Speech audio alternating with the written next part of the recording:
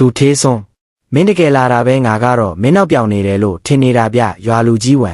ငါကပြောရင်ပြောတဲ့အတိုင်းလှုပ်တဲ့လူပါငါးတွေကိုလည်းကြည်ပြီးအရေးသွေးကမစိုးပါဘူးလျံဟွာတန့်ကငါးတွေထက်စရင်တော့အရွယ်စားတစ်ဆင့်လောက်ပိုသေးတာပေါ့တို့ရွာကရေတိန်တော့ငါးတွေကတိတ်ကြီးဖြစ်မလာဘူးဗျဒါပေမဲ့အသားကတော့တကယ့်ကိုကြစ်လက်နေတာပဲမင်းကြည့်ဦးမင်းဒီငါးကိုတေချာကြည့်လိုက်ဦးဒီငါးတွေကိုပြောင်းဖူးမို့နဲ့ဘဲဖက်တွေပဲကျွေးထားတာဟော်မုန်းဆေး14တောင်မပါဘူးကောင်းပြီတကန်လုံးစာတင်းကျုံဆေးတပိတာကို6ရွယ်နဲ့ပေးမယ်ချိန်တွေပြီးကားပေါ်တင်လိုက်တော့ဒါပေမဲ့မကောင်းတဲ့စကားကိုတော့ကြိုပြောထားမယ်နော်စာချုပ်လဲချုပ်ပြီးဈေးလဲသတ်မှတ်ပြီးပြီဆိုတော့ဘသူမှရုတ်တရက်ကြီးဈေးတက်တောင်းတာမျိုးလုပ်လို့မရဘူးဒါကိုလက်ခံနိုင်ရင်တို့တွေရေရှိလက်တွဲကြတာပေါ့သူထေးစွန်းတပိတာကိုရွံဟုတ်လားမနစ်ကပွဲစားတွေလာဝယ်တော့က4ရွံခွဲပဲပေးတာဗျ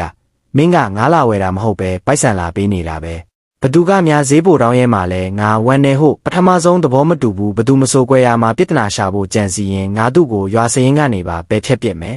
ကောင်းပါပြီလောင်လူချိန်တွေလိုက်တော့ဒီသူထေးစွန်းကတကယ့်ကိုသဘောကောင်းတာပဲဗျတပိတာ9ရွံဆိုတော့ရိုမနစ်ကရောင်းရတာထက်တစ်ဆက်တောင်ပိုများတယ်ဒါပေါ့